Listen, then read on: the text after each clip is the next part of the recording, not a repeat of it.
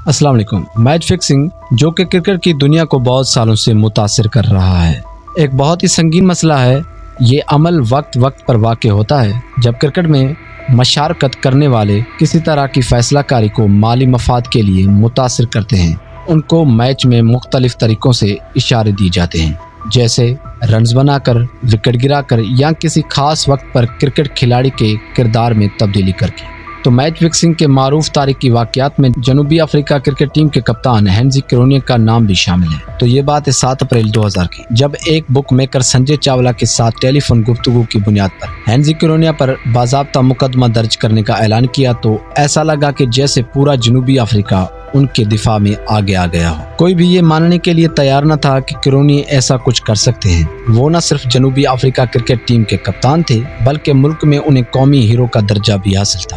ہینزی کرونیے کے چرچ کے پادری رے مکاؤلی ہوں یا جنوبی افریقی ٹیم کے کوچ گرام فورڈ، سب نے اسے محض الزام تراشی قرار دیا، جبکہ سابق کوچ باب وولمر کا کہنا تھا کہ اپریل فول کا اس سے زیادہ خراب مذاق کوئی اور نہیں ہو سکتا۔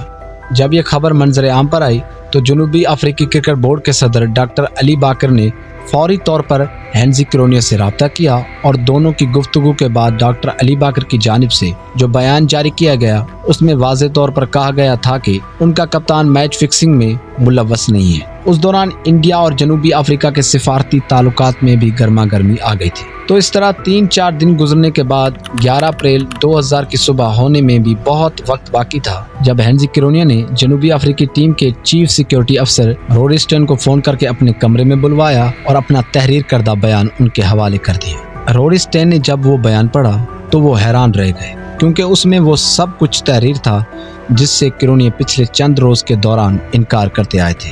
یہ سب کچھ ایسے وقت ہوا جب اگلے ہی روز جنوبی افریقہ کو ڈربن میں آسٹریلیا کے خلاف ون ڈے انٹرنیشنل میچ کھیلنا تھا۔ جنوبی افریقہ کرکٹ بورڈ کے صدر علی باکر نے ہینزی کرونیے کو فوری طور پر معطل کر کے شان پولاک کو کپتان بنانے کا اعلان کیا، جس کے بعد کنگ کمیشن تشکیل دیا گیا جس نے ہینزی کرونیے پر تا حیات پابندی عائد کر دی۔ کرونیے کی پابندی کے بعد انہیں کرکٹ سے استعفیٰ دینا پڑا اور ان کا کرکٹ کیریئر ختم ہو گیا۔ پھر 2 سال بعد ان کی موت ایک طیارہ حادثے میں ہوئی جس میں 2 پائلٹ سمیت ہینزی کرونیے بھی ہلاک ہو گئے۔ تو ہینزی کرونیے کی موت کے بعد یہ سوال سب کے ذہن میں کھٹکنے لگا کہ ہینزی کرونیے کی موت حادثہ تھی یا قتل۔ ہینزی کرونیے کرکٹ سے معطلی کے بعد جوہانسبرگ میں ایک کنسٹرکشن کمپنی میں بحیثیت اکاؤنٹنٹ کام کر رہے تھے، جبکہ ان کی رہائش جارج میں تھی۔ وہ ہر ویکینڈ پر اپنے گھر چلے جاتے تھے اور پیر کی صبح دوبارہ کام پر پہنچ جاتے تھے۔ 31 مئی 2002 کی شام وہ اپنے شہر جارج جانے کے لیے تیار تھے، تاہم ٹریفک میں پھنس جانے کے باعث وقت پر ایئرپورٹ نہ پہنچ سکے اور ان کی فلائٹ چھوٹ گئی۔ کرونیے نے اس صورتحال سے نمٹنے کے لیے ایک چھوٹے ایئر کارگو کمپنی سے بات کر رکھی تھی کہ وقت پڑنے پر ان کے کارگو جہاز میں سفر کر سکے۔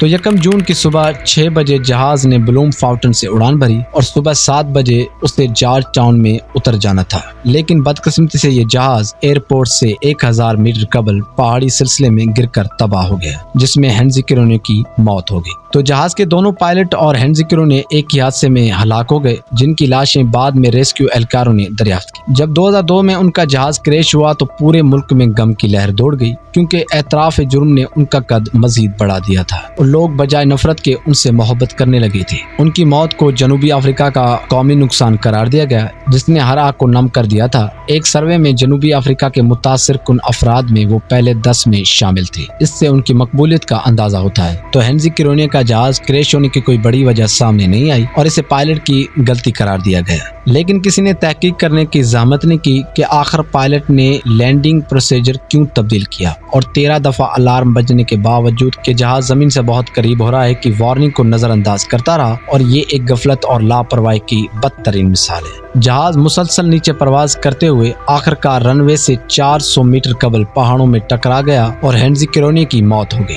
تو جہاز کریش ہونے کے بعد کافی لوگوں کے من میں یہ سوال اٹھنے لگے کہ کیا پائلٹ یہ سب کچھ نہیں دیکھ رہے تھے؟ کیا جہاز کے آلات میں کوئی خرابی کر دی گئی تھی جو پائلٹ کو نظر نہیں آ رہی تھی؟ کچھ لوگوں کا خیال ہے کہ ہینزی کرونیے مزید راز کھولنے والے تھے، جس سے کچھ بکیز اور سٹے میں ملوث افراد پریشان تھے اور وہ ہینزی کرونیے کی زبان بندی چاہتے تھے، لیکن اصل میں حقیقت کیا ہے وہ کسی کو بھی معلوم نہیں۔ تو اس طرح ایک ایک زبردست کرکٹر اور بے مثال قائد بہت جلد کرکٹ بھی چھوڑ گیا اور دنیا سے بھی چلا گیا۔ تو ہینزی کرونے کی حادثاتی موت ہمیشہ ایک راز رہے گی، لیکن ان کا بہادری سے اعتراف جرم اور معافی کے لیے شائقین کرکٹ کے دل میں محبت مزید بڑھاتی رہے گی۔ باقی آپ کا وقت دینے کا شکریہ۔ اگر آپ کو ویڈیو پسند آئی ہو تو پلیز ویڈیو کو لائک کریں اور اپنے خیالات ہم سے شیئر کریں، اور کرکٹ کی مزید دلچسپ خبروں اور معلومات کے لیے ہمارے YouTube چینل کو بھی سبسکرائب کرنا نہ بھولیں۔